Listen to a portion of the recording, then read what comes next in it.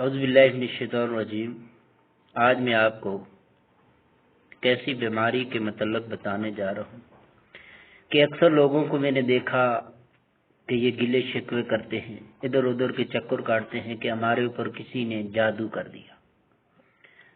میں مانتا ہوں جادو برحق ہے، اللہ کے محبوب پیغمبر علیہ الصلوۃ والسلام کے اوپر بھی کیا گیا، لیکن اس کی کچھ علامات ہوتی ہیں۔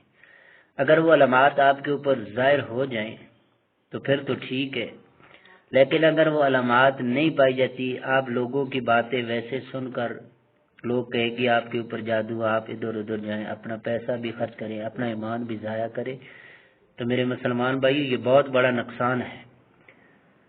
تو اکثر جو جادو کی وجہ سے جسمانی بیماری لگتی ہے تو اس کی کچھ علامات ہیں۔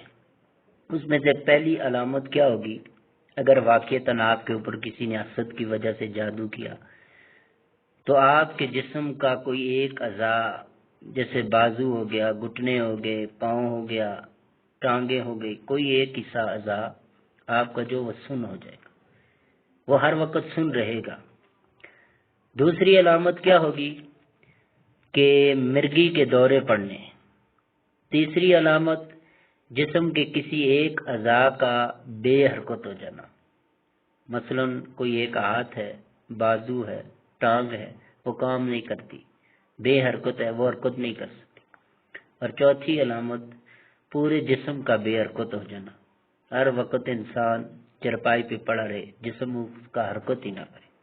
یہ چار علامتیں اگر پائی جائیں تو پھر تو ٹھیک ہے، آپ کے اوپر کسی نے حسد کی وجہ سے جادو کروایا۔ لیکن یہاں میں آپ کو بتاؤں کہ آپ فرق کیسے کریں گے؟ آیا میں بیمار ہوں تو یہ جادو کی وجہ سے بیمار ہوں یا کسی بیماری کی وجہ سے؟ تو اس کا فرق ایسے کریں کہ آپ اس مریض کے اوپر دم کریں، اور جب دم کریں گے اگر اس کے اوپر جادو ہوا تو اس انسان کا پاؤں وغیرہ گرم ہونے لگ جائے گی، انسان کو سستی آنے لگے گی۔ اور تیسری علامت یہ ہوگی کہ اگر اس کے اوپر جادو ہوں گے، جب آپ دم کریں گے اس آدمی کو الٹیاں لگنی شروع ہو جائیں گی، وہ بار بار الٹیاں کرے گا۔ اگر یہ دم کرنے کی وجہ سے یہ علامتیں ظاہر ہوتی ہیں پھر تو ٹھیک ہے، اس کے اوپر جادو ہے۔